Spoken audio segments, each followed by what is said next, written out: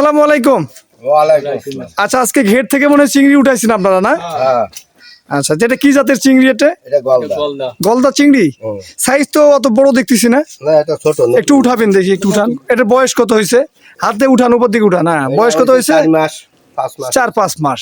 তার মানে এটা কত মাস রাখলে সব থেকে ভালো সাইজ হবে? অন্তত 15 মাস রাখলে সবচেয়ে ভালো হয়। কেমন সাইজ হবে তখন? 1-1.5 গ্রাম ওজন হবে। 1-1.5 গ্রাম ওজন হবে, তাই না? তার মানে অল্পতেই কয়েকটাতেই হলো যে কেজি হয়ে যাবে। তাই এখন হলো যে এটা যে মিষ্টি, আপনারা তো লবণাক্ত পানি আপনাদের, এটা কি আসলে মিষ্টি পানিতে করা সম্ভব? এইটা মিষ্টি পানির মাছই গলদা। তাই? কি নাম জানো আপনার? তাপস কুমার বিশ্বাস। তাপস দা, এটা কি বাস্তবে মিষ্টি পানি? এইটা মিষ্টি পানি। চিংড়ি আমাদের এলাকায় হয় না, হবে কি এলাকায় মিষ্টি পানিতে হবে? ছোট ভাই বুঝো কিন্তু, তাহলে কিছু নিয়ে যেতে হবে।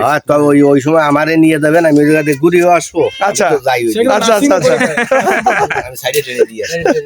ওকে, থ্যাংক ইউ, ভালো লাগলো আপনাদের। আমি যাই প্রায় বছরে জি, তো আমরা প্রিয় ভিউয়ার্স দেখতে পেলেন যে এটা আসলে মিষ্টি পানিরই মাছ আর কি, চিংড়ি।